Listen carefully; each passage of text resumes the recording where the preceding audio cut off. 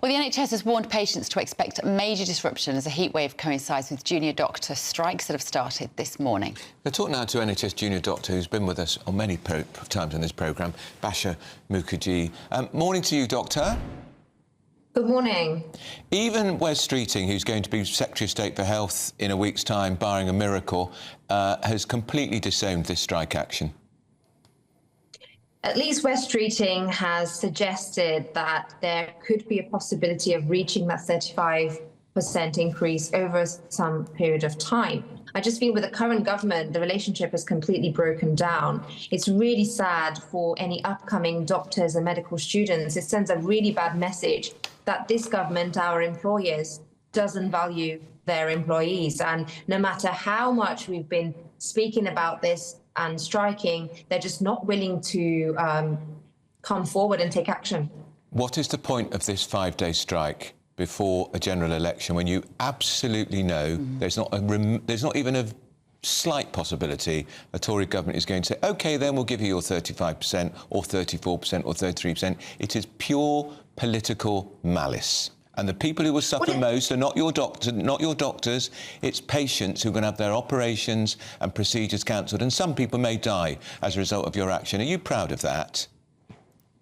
I would just like to clarify that I'm personally not striking. No, your colleagues are, and you're here to defend the strike. Yes, absolutely. And I do defend the strikes because we have to think about the NHS as not just the the outpatient service, but also the acute services.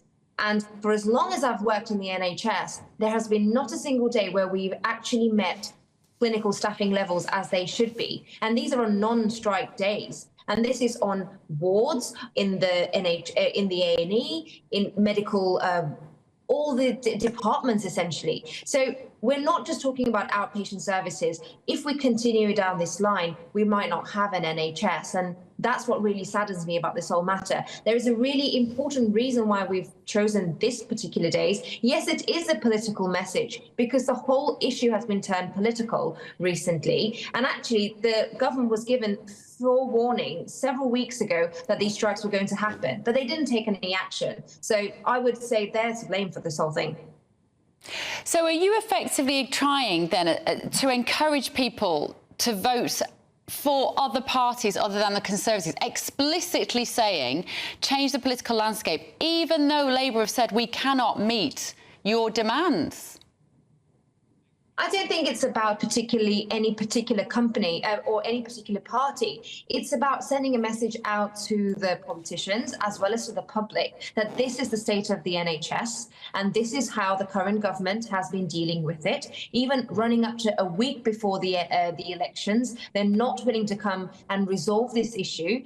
And the NHS has been a big part of the recent campaigns for both parties, really. And regardless of who comes in power, this needed to be highlighted close to the elections to show the dire situation itself.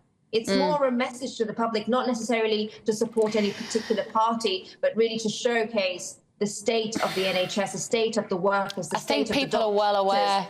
Unfortunately, Basha, I think people do not need a strike to know how bad the NHS is, and people who are in pain and waiting for operations know that more than anybody, and now they're going to be waiting longer. But thank you. We appreciate your input this morning. Junior Dr. Basha Mukherjee there.